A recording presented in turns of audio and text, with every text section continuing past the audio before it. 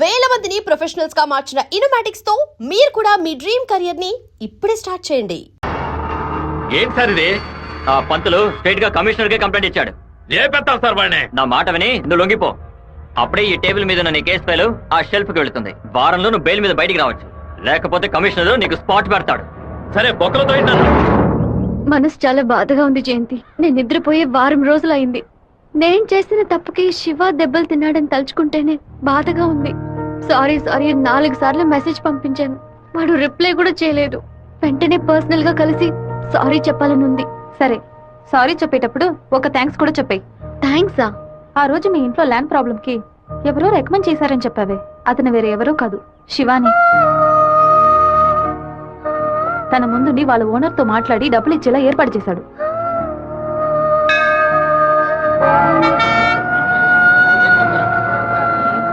రాధిక, నమశివాయ నమశివాయ నమశివాయ. ఏంటి మూడోట్లో ఉన్నావు? అంతా మంచి మూడేలే. శివాకి సారీ చెప్పబోతున్నావనా?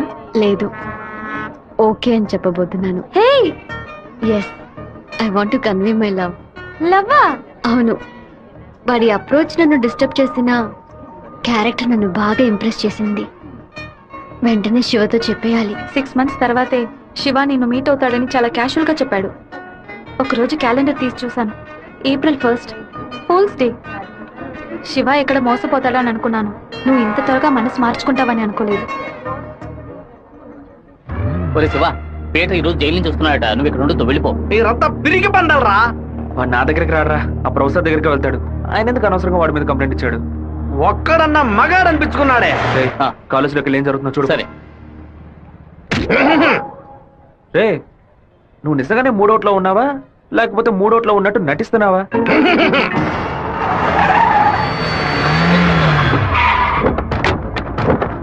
పంతులు ఎక్కడున్నారా?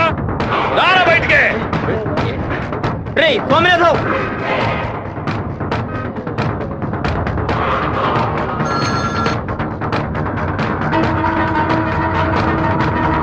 అన్నా అది అన్నా. రే స్వామినాథం, నా మీద కంప్లైంట్ ఇస్తే నేను ఊరు వదిలి వెళ్ళిపోతాను అనుకున్నావా? ఈ కాలేజ్ ప్రిన్సిపల్ ఏనా అడగడు? ఆఫ్టర్ ఆల్ తెలుగు పంతులు నువ్వు నా మీద కంప్లైంట్ ఇస్తావా? నువ్వు బతిమలాడితే నేను వదిలేస్తాను అనుకున్నావా? నువ్వు పెద్ద స్పైవా? బ్రోకర్ పని చేస్తున్నావా? అంటే నువ్వు బ్రోకర్వా? ఏది చెప్పు. నేను ఒక బ్రోకర్ని. వద్దు బేట, వదిలే. వీడి వల్ల నేను 7 ఊసలు లెక్కెట్టాను సార్. మీరు వెళ్ళండి సార్. ఏది నువ్వు చెప్పు. నేను ఒక బ్రోకర్ని చెప్పు కదా. అయితే ఓ పని చేయి, అందరూ చూస్తుండగా బోర్డు మీద నేను ఒక బ్రోకర్ని అని రాసిరా. క్షమాపణ వేడుకుంటాను. రాయొద్దండి. పెట్టుకుంటావా? ఎందుకురా మొత్తం పోయిందే.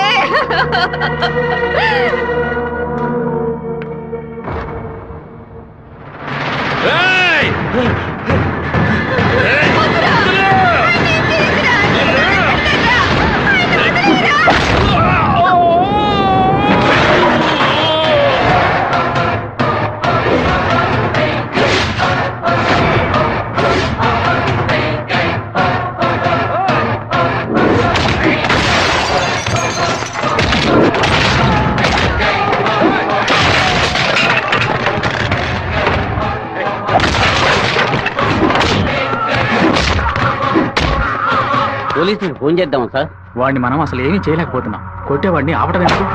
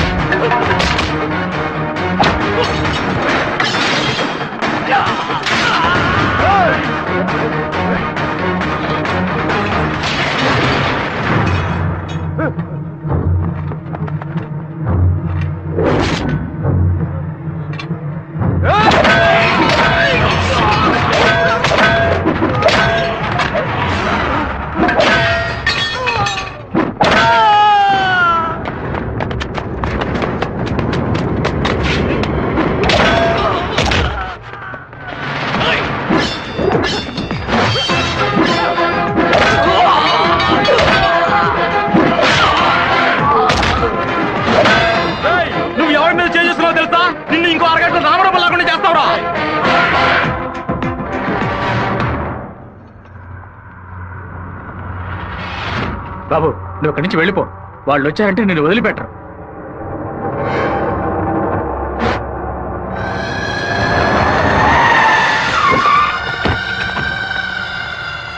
ఆడే అన్న నరకండి రా వాడిని.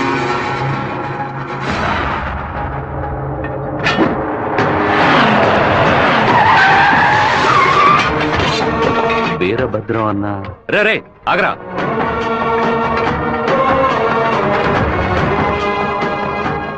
నాన్న ఏంటి నాన్న? వీరభద్రం అన్న కొడుకు. నన్ను నమస్తే అన్న. తప్పు జరిగిపోయింది, తెలియకుండా తప్పు జరిగిపోయింది. ఓబ్లేసు రౌడీలతో వచ్చావేంటి? ఏంటి గొడవ? ఈ మెంట్లోడన్నా ఏదో తెలియక మీ అబ్బాయితో గొడవ పెట్టుకున్నాడు. నన్ను కూడా ఇరికించేశాడన్నా. రేయ్, అన్న కాళ్ళ మీద పడి క్షమించమని అడుగు. ఎవరితో పెట్టుకుంటున్నావో ఎదురుకుండా ఎవరి నుంచున్నారో చూసి మసలుకోవాలి. నా కొడుకేమన్నా జరిగిందో ముక్కలు ముక్కలుగా నరికి స్వర్ణముఖి నదిలో పారేస్తాను. వీడి తరఫున నేను క్షమాపణ అడుగుతున్నానన్నా. రే కొండ్రా అందరూ. అన్న బాబు జోలికి ఒక్కడు కూడా రాడన్నా, అందుకు నేను గ్యారంటీ. మీరు బయలుదేరండి అన్న, నేను చూసుకుంటాను. అన్నా ఏంటన్నా ఇంత పని చేశావు?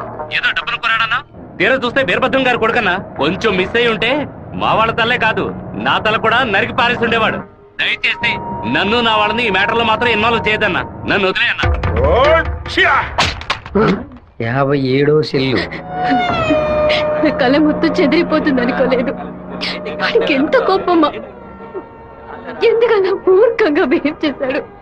ఆ వీరభద్రం వాడి నాన్న టెన్షన్ అవ్వదు, పెద్ద తప్పు చేశాడు. మెంటల్లా మాట్లాడుకో. నా ప్రేమ మొత్తం నా మనసులో దాచిపెట్టుకుంటాను. అతనికి ఏం చెప్పను. నా కళ కళ్ళైంది. ఏంటన్నా ఇంత పెందరాడే వస్తున్నారు? రాజశేఖరం గారు తిరుపతి పక్కన 7 కోట్ల రూపాయలకు ప్రాపర్టీ కొంటున్నట్ట.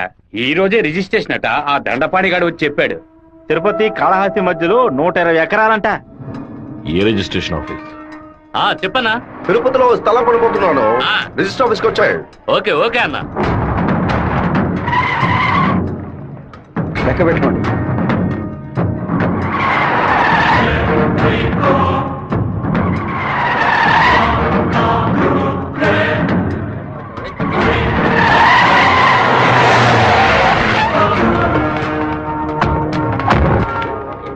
అలా ఇక్కడికి వచ్చారా? ఇక్కడేం చేస్తా ఉన్నావు? ఓ స్థల రిజిస్ట్రేషన్ పని మీద వచ్చాను. ఆహా. ఎవరు డబ్బుతో కొన్నావు? ఊరి ప్రజలకు మంచి చేస్తావని నేను ఎమ్మెల్యేం చేస్తే ఏటిమనని దోపిడీ చేసి ఆస్తి సంపాదించుకుంటున్నావా? ఏంటన్నా దోపిడీ గిఫ్ట్ అని మాట్లాడతారు? ఎంత పెట్టి కొన్నావు? 70 లక్షల కన్నా. నువ్వు చెప్పేది నిజమేనా? నిజమేనా? రేయ్, ఆ బండి రాపండ్రా. అయ్యా మీ సమస్యలో మమ్మల్ని ఇరికించొద్దు. మొత్తం వాల్యూ 7.5 కోట్లు. మాది పెద్ద కుటుంబం. ఈ డబ్బు అందితేనే మా ప్రాబ్లమ్స్ అన్ని సాల్వ్ అవుతాయి. మీ డబ్బుకు వచ్చినటువంటి ఆపద ఏమీ లేదు. కాకపోతే ఈ సమస్య పూర్తయినంత వరకు మీరెవరు ఇక్కడి నుంచి కదలకూడదు. దీనికి ఈసీ అప్లై చేయండి. ఎక్కడి నుంచి వచ్చాయి నీకు 7,30,00,000 రూపాయలు? కలపకొట్టి నుంచి వచ్చిందా, ఎరువు కొట్టి నుంచి వచ్చిందా? లేదన్నా, భార్య నగలమ్మాను. వ్యవసాయంలో కొంచెం డబ్బు వచ్చింది. ఓహో, నీ పెళ్ళం 40 కిలోల బంగారం తీసుకొచ్చిందా? ఏంటన్నా కొంచెం మర్యాద ఇస్తే ఓవర్గా మాట్లాడుతున్నావు. అనంతపురానికి నేను ఎమ్మెల్యేనా మీరు ఎమ్మెల్యేవా? అన్నిటికీ సంజాయిషులు చెప్పాలా? అందరూ ఇంటి నుంచి డబ్బు తీసుకొచ్చే పార్టీ పడుతున్నారా?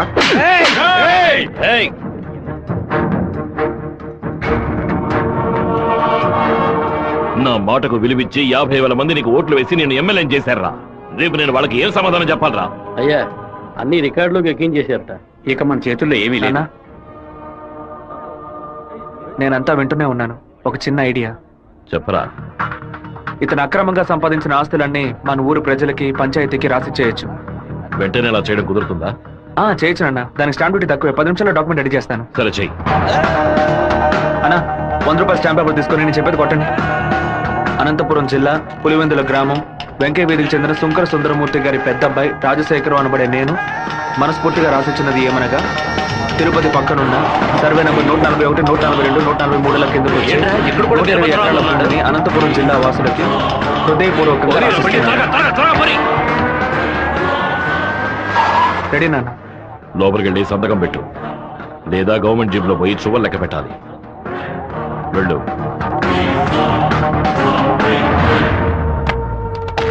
రాజశేఖరం, ఎప్పుడైతే నువ్వు ప్రజల డబ్బుని దోచుకున్నావో అప్పుడే ఎమ్మెల్యేగా ఉండే అర్హతని కోల్పోయావు. ఇంకో 15 రోజుల్లో నువ్వు నీ పదవికి రాజీనామా చెయ్యాలి. అనంతపురంలో బై ఎలక్షన్స్ రావాలి. ఇలా చూడు, నువ్వు రాజీనామా చేసినా బై ఎలక్షన్స్ వస్తాయి, నువ్వు చచ్చిపోయినా వస్తాయి. వెళ్ళు.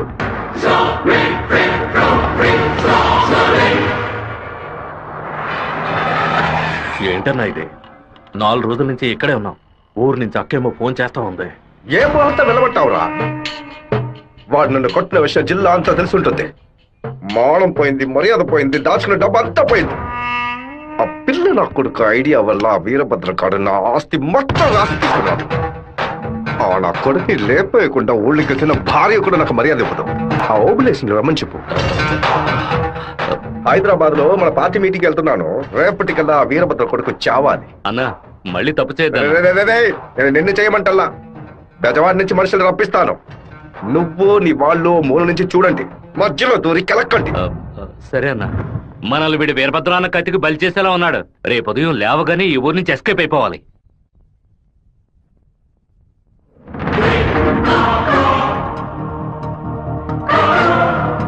అన్నా, ఆ ఓప్లెస్ గాడు తిరుపతి రిజిస్ట్రేషన్ ఆఫీస్కి వచ్చాడు. నన్ను చూడగానే తప్పుకున్నాడు. వాడికి మా అబ్బాయికి ఏదో గొడవ అయ్యింది. రాజశేఖరం రిజిస్ట్రేషన్ కి వాడెందుకు రావాలి? ఏదో తేడాగా ఉంది. అయ్యా చెప్పండి అయ్యా. మన శివకి ఆ పీటర్ గాడికి ఏంటి గొడవ? అయ్యా అది దాచిపెట్టకుండా నిజమేంటో చెప్పు.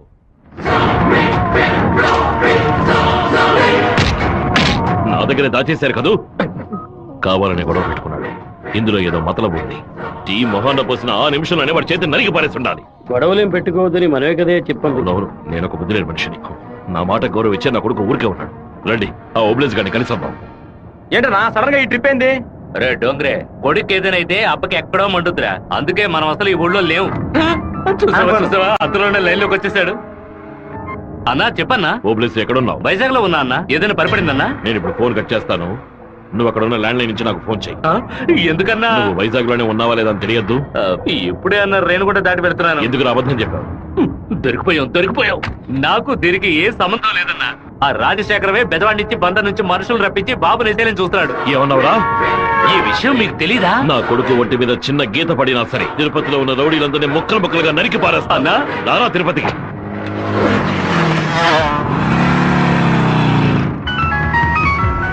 బాబు ఎక్కడున్నావు? రిజిస్టర్ ఆఫీస్ వరకు వెళ్తున్నాను నాన్న. పక్కన ఏదైనా పోలీస్ స్టేషన్ ఉందా? తిలక్ నగర్ పోలీస్ స్టేషన్ ఉంది నాన్న. నువ్వు వెంటనే వెళ్ళి ఫోన్ చేసి ఆ ఇన్స్పెక్టర్కి. దేనికి నాన్న?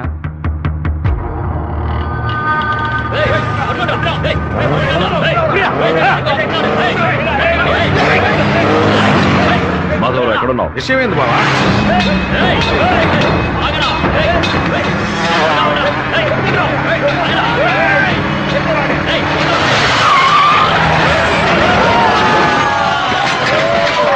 స్టేషన్ అడిగితే శివ ఎక్కడికి రాలేదని చెప్పారు బావా. మన వాళ్ళకి ఫోన్ చేసి తిలక్ నగర్ మొత్తం వెతకమని చెప్పు.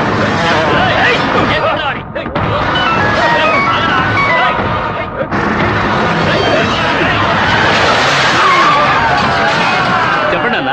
తిరుపతిలో మీ వాళ్ళకి ఫోన్ చేసి అన్ని చోట్ల వెతకమని చెప్పు. పీటర్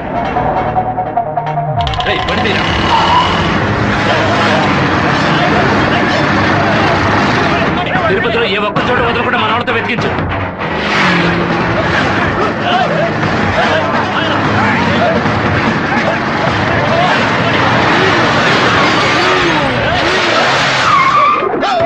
వాడికి ఏదైనా అయితే మనల్ని వేసేస్తారు.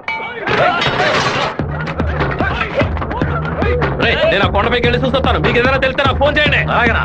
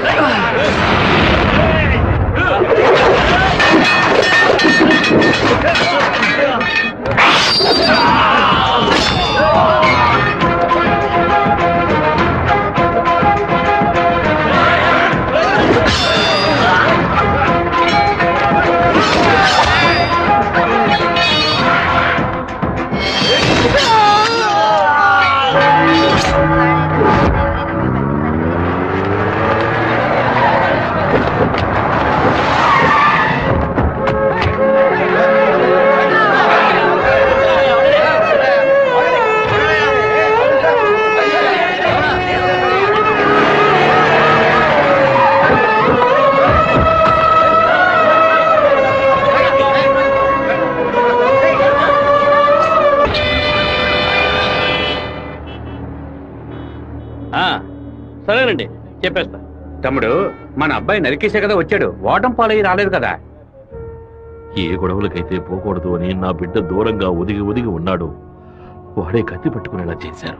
ఇలా చూడు ఓపిలేసు, రోడ్లో వచ్చేపోయే వాళ్ళందరూ సెల్ తో ఫోటోలు తీశారు. ఈవినింగ్ పేపర్ లో న్యూస్ వచ్చేస్తుంది, ఖచ్చితంగా రిమాండ్ చేసే తీరాలి. కేసు రాసేటప్పుడు పర్సనల్ మోటివ్ వేయలేదు, ఆత్మరక్షణ కోసమే నరికాడని రాయి. మెయిన్ మ్యాటర్ లో నరికినోడే స్వయంగా సరెండర్ అయ్యాడు అని అండర్లైన్ చేసి మరీ రాయి. అప్పుడేనయ్యా బాబుని బెయిల్ మీద విడిపించగలం. ఎంతో చెప్పి చూశానన్నా, 15 రోజులు రిమాండ్ లో ఉంచి తీరాలని ఇన్స్పెక్టర్ అంటున్నాడన్నా.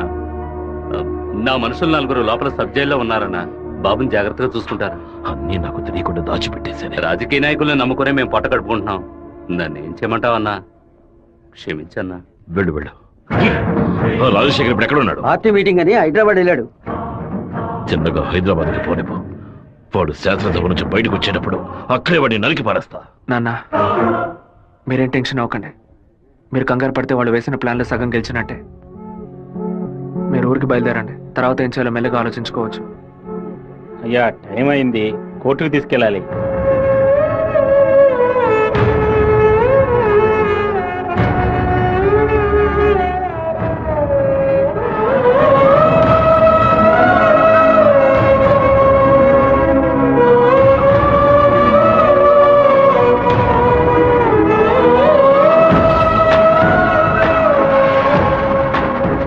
నా బిడ్డ ఎక్కడా? నా బిడ్డ రాలేదా? వాడిని జైల్లో పడేస్తారా? ఇందుకేనా వాడిని ఊరికి పంపించింది? భగవంతుడా, నా కడుపు మండిపోతుంది. నా కడుపు ఒక్కరోజు కూడా వాడిని చూడకుండా ఉండలేదే. ఎప్పుడైతే నా కొడుకుని లేపడానికి వాడు ప్లాన్ వేశాడో ఇంకా వాడు బతకడానికి వీల్లేదు. హైదరాబాద్ వెళ్ళి వాడి పొట్ట కోసేసి ఆ పేగులు మెడ వేసుకొచ్చానా? వాడు ఊరితో గొడవ పడలేదు, నాతో గొడవ పడ్డాడు. వాడిని నేనే నరికి చంపాలి. ఏ రోజైతే వాడు ఈ ఊళ్ళో అడుగు పెడతాడో ఆ మరుక్షణమే వాడి తల తెగి. అన్న, ఈరభద్రం కొడుకులు లేపేయడానికి మనమే మనుషులు పంపామని అతనికి తెలిసిపోయింది. ఇప్పుడు ఊరికి వెళ్తే మనది ఊరికి వదలడు. అవునన్నా. ఇక్కడ మంత్రి వరదరాజుల ప్రాబ్లం పెద్దదిగా ఉంది. సరే, ముందు నువ్వు హోటల్ రూమ్ ని ఖాళీ చేసి అలాగే ఎమ్మెల్యే హాస్టల్ అలాగే. నువ్వు కూడా పో. అలాగేనా?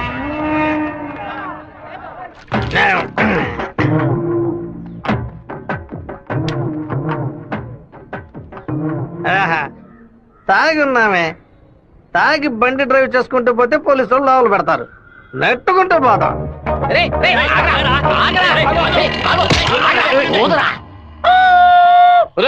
సరిగ్గా ఊదరా. ఇదిగో ఊదుతున్నానయ్యా.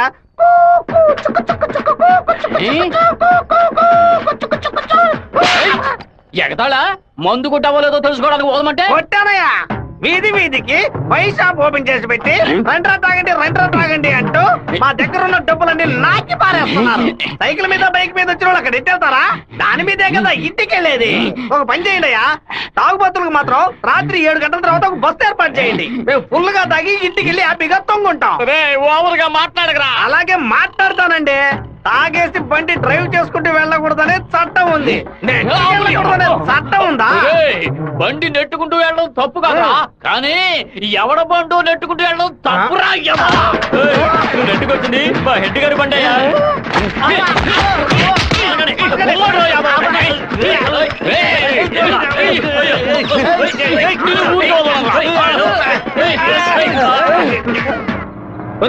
బాబు వచ్చేసాడు. అమ్మగారు చెప్పండి.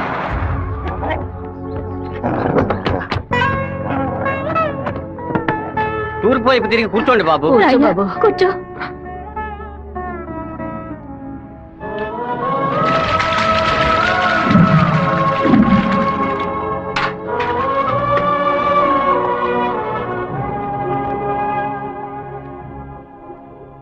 అమ్మా, ఎందుకు ఇలా డల్ గా ఉన్నారు? నేను రావడం మీకు ఇష్టం లేదా ఏంటి? నువ్వు వచ్చిన సంతోషంలోనే అమ్మకు నోట మాట రావడం లేదన్నయ్య. నీకు నా మీద అంత ప్రేమ అమ్మా?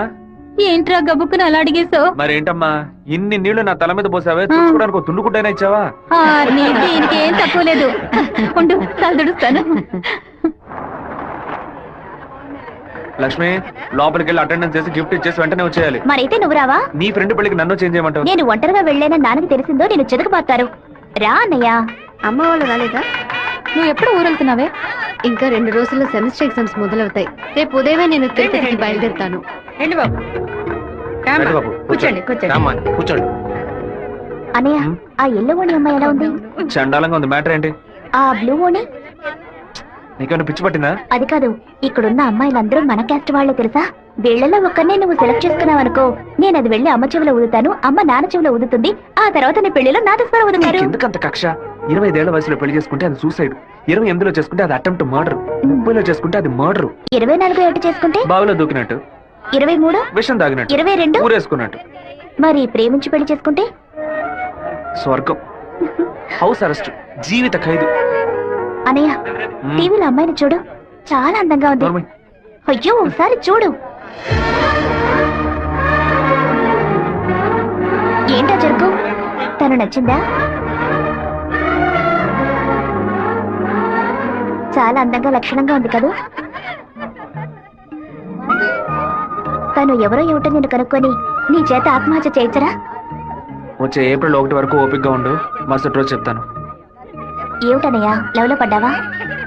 ఒక అమ్మాయి అంగీకారం కోసం 6 నెలలుగా వెయిట్ చేస్తున్నాను.